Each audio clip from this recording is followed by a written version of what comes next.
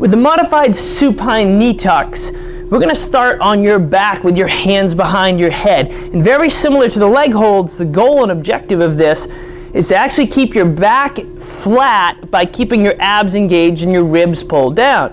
So I'm going to start on my back with my knees up, my back pressed into the floor, my hands behind my head, and my chin tucked in. You don't want to be reaching forward and looking up.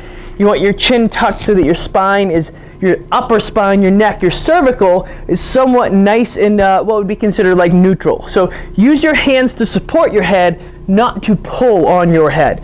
From right here, I'm going to pull down toward my feet through my ribs, not so that you crunch yourself up, but so that you engage so your abdominal wall is flexed to prevent your ribs from what we'd consider flaring or lifting on you. All right? From right here, hands are supported, ribs are pulled down. I'm going to try to pull from the top of my waistband just like those leg holds, and I'm going to maintain that position going out and back using my legs as leverage to increase the demand on the core.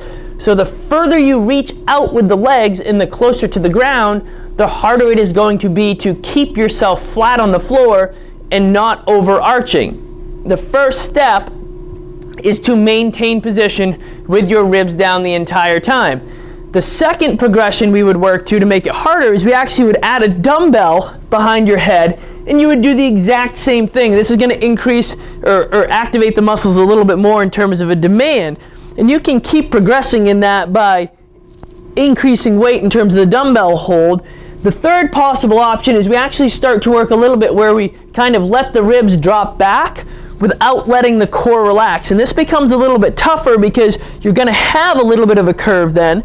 So you got to make sure that you don't overextend or overarch your low back. So a little bit of a curve is okay, too much is a bad thing.